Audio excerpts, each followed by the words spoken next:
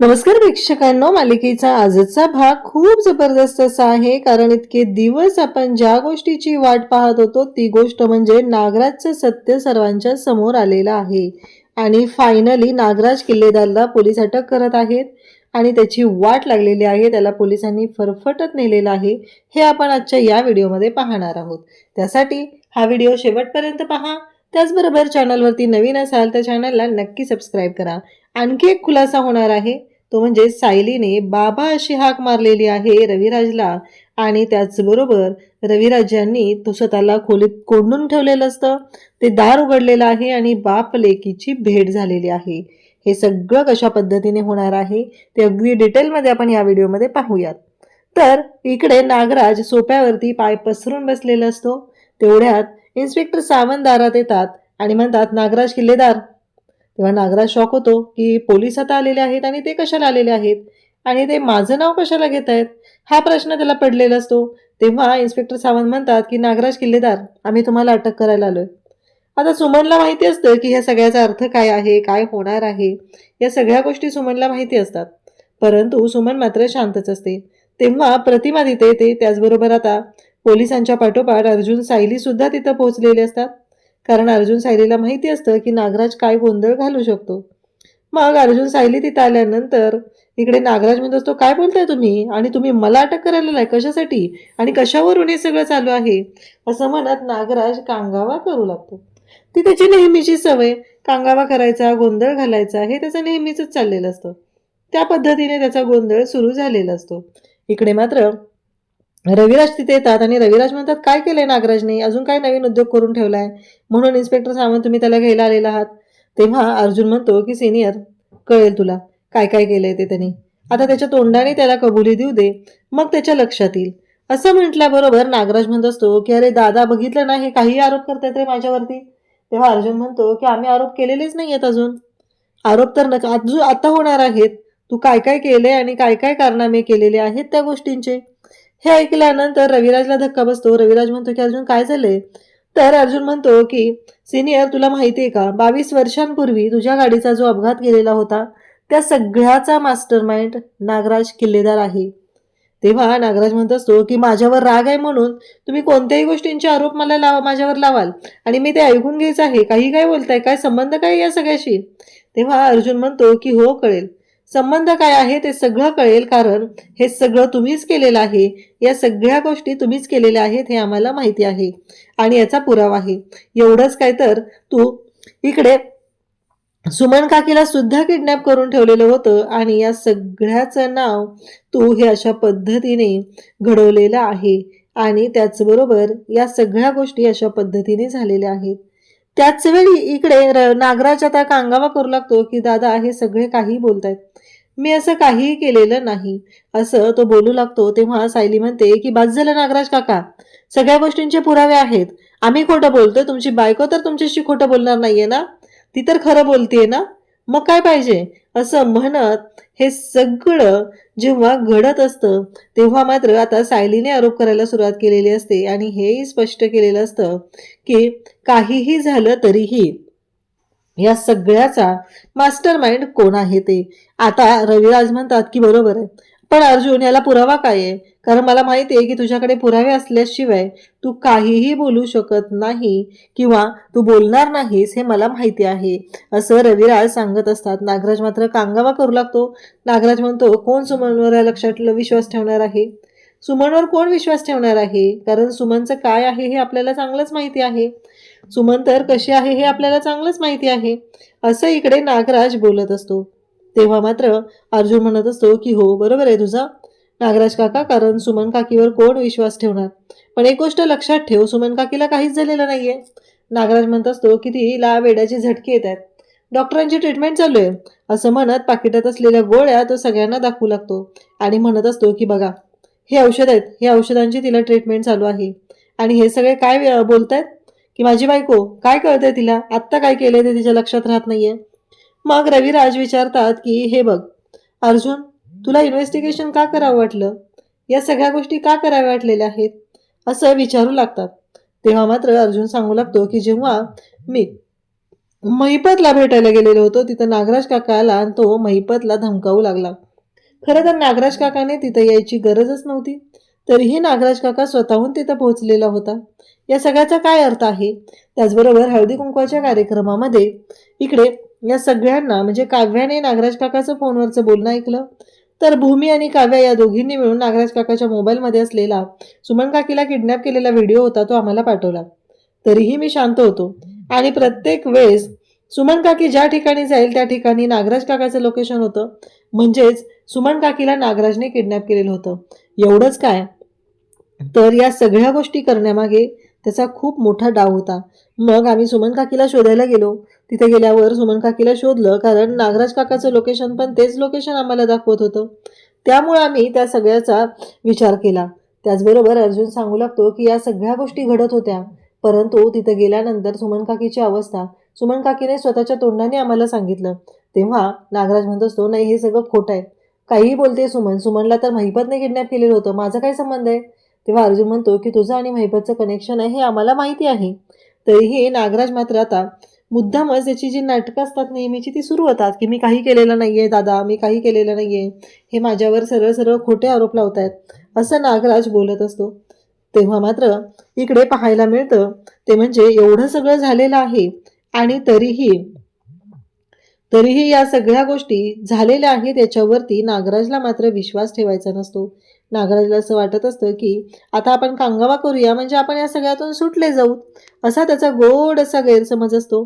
त्यावेळेस प्रतिभा म्हणते की बरोबर आहे भाऊजी, तुम्ही सुमनला काय नावं ठेवताय? आजपर्यंत तिच्यावर फक्त तुम्ही तिला त्रासच दिलेला आहे, तिच्याशी चुकीचंच वागलेले आहात, असं सुमनच्या बाबतीत ती सांगू लागते. नागराज मात्र म्हणत असतो की मी काहीच केलेलं नाहीये, पुरावा काय या सगळ्याला? आणि सुमन कशावरनं खरं बोलतेय? कारण तिला कळतच नाहीये ती काय बोलते आणि काय वागते ते. या सगळ्याला जबाबदार कोण आहे? असं म्हणत इकडे नागराज बोलत असतो, तुम्ही काही कारण नसताना माझ्यावरती आरोप लावू शकत नाही. हे ऐकल्यानंतर मात्र आता सगळ्यांना धक्का बसलेला असतो. तेव्हा सुमन म्हणते की बाद झालं, हे सगळं तुम्हीच केलेलं होतं, तुम्ही किडनॅप केलेलं आहे मला. नागराज लगेच त्याच्या खिशात असलेलं पाकिट काढतो आणि त्याचबरोबर इकडे सुमनला सांगू लागतो की तू काही बोलू नकोस, तुला काही कळत नाहीये, कारण तुला गोळ्या चालू आहेत. अर्जुन आणि सायली म्हणतात की ते सगळं खोटं आहे. सुमन काकीला काहीही झालेलं नाही. सुमन काकी बरी आहे आणि तिला काहीही झालेलं नाही, कारण सुमन काकीला काही होऊ शकत नाहीये हे आम्हाला माहिती आहे. कारण सुमन काकीवर कोणताही परिणाम झालेला नाहीये. आम्ही हे डॉक्टरांच्या मदतीने केलेलं नाटक आहे. कारण आम्हीच डॉक्टर सुनीता यांना सांगितलं होतं, कारण तुमच्यापासून सुमन काकीच्या जीवाला धोका होता, म्हणून हे सगळं आम्हाला करावं लागलेलं आहे. ज्या क्षणी सायली हे सगळं सांगते तेव्हा मात्र आता नागराजच्या शिट्ट्या वाजू लागतात. नागराजला कळायचं बंद झालेलं असतं आणि सुमन पण ओरडून म्हणत असते की बाद झालं, कारण तुम्ही स्वतःच्या तोंडाने माझ्यासमोर स्वतःच्या गुन्ह्याची कबुली दिलेली आहे. रविराज भाऊजींना त्यांच्या गाडीचा अपघात तुम्ही केलेला आहे, हे सगळं तुम्ही स्वतःच्या तोंडाने मान्य केलेलं आहे. आणि मग इन्स्पेक्टर सावंतांना अर्जुन म्हणतो की या माणसाला घेऊन जा. तेव्हा रविराज यांना तर खूप मोठा धक्का बसलेला असतो. रविराज म्हणत असतात, काय होऊन बसलं हे सगळं? आणि काय आहे म्हणजे माझाच भाऊ माझ्या जीवावर उठलाय, काय कारण आहे या सगळ्याला? सायली अर्जुन सगळेजण चिडलेले असतात. एवढंच नाही तर हा राक्षसी वृत्तीचा माणूस आहे हे सुद्धा आता रविराजांच्या समोर येत असतं. कारण एवढं सगळं करूनही या माणसाला जराही काही वाटलेलं नाहीये, निर्लज्ज माणूस आहे असं म्हणत सुमन त्याची कॉलर पकडते आणि म्हणू लागते की हे सगळं. तेव्हा नागराज म्हणतो की काय तुला एक दोन वेळा फटकावलं असेल म्हणून तू असा बदला घेणार आहे सुमन? तू अशा पद्धतीने माझ्याशी वागणार आहेस, माझ्यावरतीच आरोप करणार आहे, असं म्हणत इकडे नागराज हा सुमनला बोलत असतो. तेव्हा मात्र सुमन म्हणत असते की बाद झालं, आतापर्यंत तुमचं खूप ऐकून घेतलेलं आहे, पण यापुढे नाही. यापुढे तुमची कोणतीही गोष्ट सहन केली जाणार नाही, कारण तुम्ही ज्या पद्धतीने वागलेले आहात, ज्या पद्धतीने तुम्ही गोष्टी केलेल्या आहात हे तुम्हाला तर माहितीच आहे, असं म्हणत तेव्हा मात्र इन्स्पेक्टर सावंत म्हणू लागतात की हे बघा आमच्याकडे पुरावा आहे, कारण तुम्ही स्वतःच्या तोंडाने स्वतःच्या गुन्ह्याची कबुली दिलेली आहे, असं म्हणत इन्स्पेक्टर सावंतांनी आता फायनली तो पुरावा सगळ्यांच्या समोर आणलेला असतो. म्हणजे ज्यामध्ये नागराजने स्वतःच्या तोंडाने मान्य केलेलं असतं की हे सगळं त्याने केलेलं आहे आणि तो व्हिडिओ आता तिथे येतो तेव्हा आता सुमन तर रडायला लागलेली असते. तिला बिचारीला कळतच नसतं की काय बोलू आणि कसं बोलू, कारण तिला खूप मोठा धक्का असतो. तिचा नवरा एवढा निर्लज्ज माणूस आहे ही गोष्टच तिला सहन होत नसते. तेव्हा मात्र इकडे सुमन ज्या पद्धतीने हे सगळं करत असते ते सगळं खूपच चुकीच्या पद्धतीने चाललेलं असतं. या सगळ्या गोष्टी समोर येत असतात आणि इकडे रविराजच्या समोर नागराज आता खोटं बोलू लागतो. तो म्हणत असतो की हे सगळं मी केलेलंच नाही. त्यानंतर इकडे आता रविराज खूप चिडतात आणि रविराज खानदेशी कानाखाली देतात आणि मारायला सुरुवात करतात. का केलंस तू असं असं म्हणत रविराज त्याला जा विचारत असतात. परंतु त्या माणसाकडे आता उत्तर नसतं. दादा मी हे सगळं केलेलंच नाहीये, हा व्हिडिओ खोटाच आहे, हा व्हिडिओ खोटाच आहे असं तो म्हणू लागतो. आणि एवढं सगळं करूनही या सगळ्या गोष्टी अशा विचित्र पद्धतीने सुरू झालेल्या असतात आणि एवढा कांगावा करत असतो. एवढं सगळं झालेलं असतं कारण या सगळ्यामध्ये आता नागराजला रविराजने धुवायला सुरुवात केलेली असते. अरे एक छोटी तन्वी होती रे, तुझ्या मांडीवर झोपायची, तुझ्याशिवाय तिला काहीही गोड लागायचं नाही. औषध घ्यायचं झालं तरी तुझ्याशिवाय ते औषध घ्यायची नाही. आणि एवढं सगळं होऊनही तू काय केलेलं आहेस? तू फक्त आणि फक्त त्रासच दिलेला आहे, तू चुकीचाच वागलेला आहे असं म्हणत आता रविराज नागराजला मारायला सुरुवात करतात. कारण या सगळ्या गोष्टी ज्या पद्धतीने घडत असतात त्या मात्र खूपच भयानक अशा असतात. आणि इकडे रविराजांनी नागराजची चांगलीच धुलाई करायला सुरुवात केलेली असते. कारण रविराजांना माहिती आहे की नागराज काय लायकीचा माणूस आहे आणि रविराज हे सगळं जे काय बोलत असतात ते मात्र खूपच रागात असतात. त्यांना खूप मोठा धक्का बसलेला असतो. नागराजची धुलाई तर केलेली असतेच, पण त्याचबरोबर त्यांनी नागराजला दाखवून सुद्धा दिलेलं असतं की त्याची लायकी काय आहे. नागराज तडफडत खाली पडलेला असतो, अक्षरशः लोळत असतो. हे सुद्धा त्याचं एक नाटक असतं. आणि जेव्हा नागराज हे सगळं करत आहे तेव्हा रविराजांना धक्का बसलेला असतो. नागराजला असं वाटत असतं की मी आता खाली पडलोय तर मला हे सोडून देतील, माझ्या बाबतीत चुकीचा विचार नाही होणार असं वाटत असतं. परंतु इकडे रविराज सांगतात की आत्ताच्या आत्ता या माणसाला माझ्या समोरून घेऊन जा, हा माणूस मला माझ्या नजरेसमोरही नको आहे असं रविराजांनी सांगितलेलं असतं. पोलीस आता त्याला बेड्या घालतात आणि फरफटत घेऊन चाललेले असतात. कारण नागराजने जे काम केलेलं आहे तेच इतकं भयानक आहे की ज्याचा विचारही कोणी करू शकत नाही. कारण आजपर्यंत नागराजवर एवढा विश्वास ठेवलेला होता. रविराजांचं असं म्हणणं असतं की माझे आई वडील गेले तेव्हा नागराज खूप छोटा होता, शाळेत होता. अगदी आई वडिलांची दोघांची माया मी त्याला दिली. लाखो रुपये त्याच्या बिझनेसमध्ये मी इन्व्हेस्ट केले, पण त्याचं काय फळ मिळालं? काही नाहीये. या सगळ्यामध्ये त्याने फक्त माझ्या विश्वासाची माती केलेली आहे, राख रांगोळी केलेली आहे असे इकडे रविराज सांगत असतात. तेव्हा मात्र नागराज आता ओरडत असतो, दादा मी काही केलेलं नाहीये. पण रविराजांना माहिती आहे की हे सगळं करणारा मास्टर माइंड हा नागराज आहे.